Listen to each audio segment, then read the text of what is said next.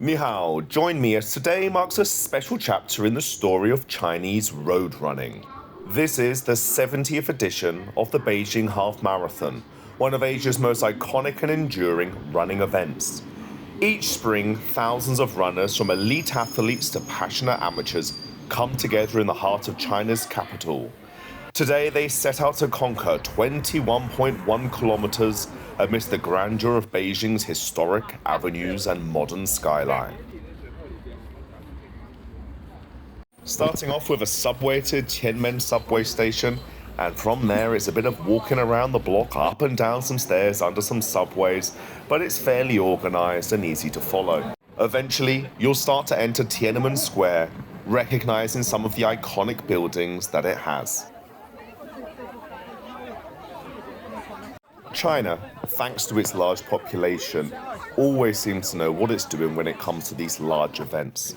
Entering was pretty simple, dropping your bag was quick, and making my way round to my start position, Corral E, was easy enough. Whilst walking there, taking the sights of the iconic gates, and across from it Mao's mausoleum.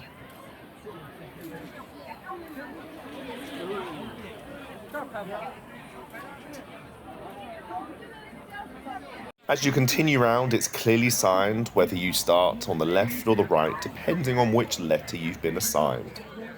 As you came round, there was plenty of bathrooms, easy for access before the race, and then you could enter the start area.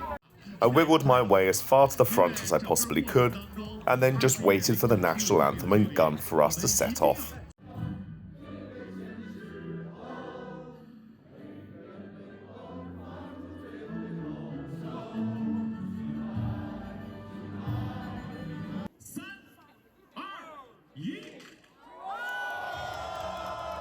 Time to run, or at least walk to the start line.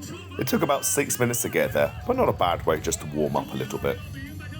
Eventually got to the start line, and from here the race was underway.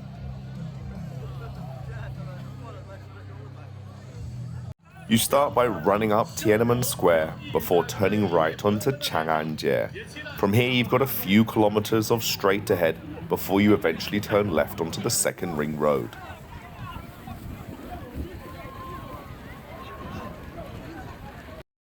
This is about where we are now, continuing along Chang'anjie, along to the second ring road.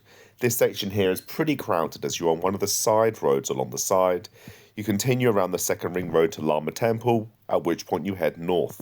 Passing Ditan Park, eventually turning left so that you're closer to the Olympic Park. Once you get within the Olympic Park, there's a few more turns to make up the distance before finally finishing outside the iconic bird's nest. For now though, I'm still running along Chang'anjie. Passing Wangfujing on the left and Beijing Station on the right. First held in 1957, the Beijing Half Marathon has grown with the city itself, welcomed local favourites, international stars, and everyday champions who make this race a celebration of human determination and spirit. To sign up for the race, there is an English language website, otherwise you can use the app Mara Mara. If, however, you're living abroad, you might find it challenging to get a place. The lottery opens quite late, and I believe you need a certificate from a certified Chinese running event beforehand. So, if you're not already living in China, you'll definitely need to do your own research to see if it's possible to come take part.